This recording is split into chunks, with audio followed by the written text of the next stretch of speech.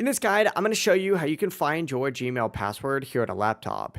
If this guide does help you out, make sure to like the video and subscribe to the channel with all notifications on. If it really does help the channel and lets us know that you want more content like this, we'd greatly appreciate it. And if at any point through this guide you do have any questions, just ask them down in the comment section below and we can help you out further. I'm going to be doing my best to reply to every single comment down there. Now say, you might have forgotten your Gmail password.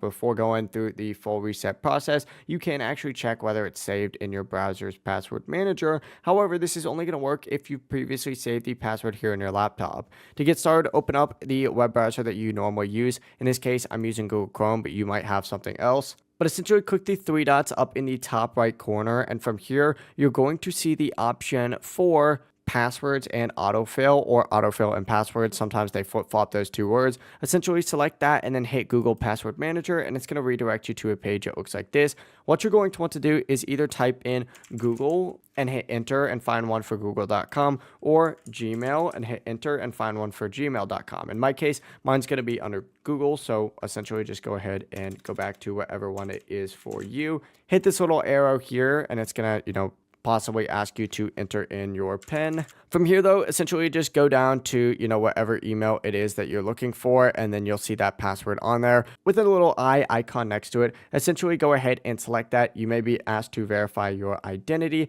and once verified, you'll be able to see that Gmail password. Now, if you don't see Gmail or Google listed, that means your password isn't saved on this device, and you will need to do a reset your password option through Google's recovery process instead. But that is it. If this guide did help you out, make sure to like the video and subscribe to the channel with all notifications on. It really does help us out and lets us know that you want more content like this. We'd greatly appreciate it. Have a great rest of your day though.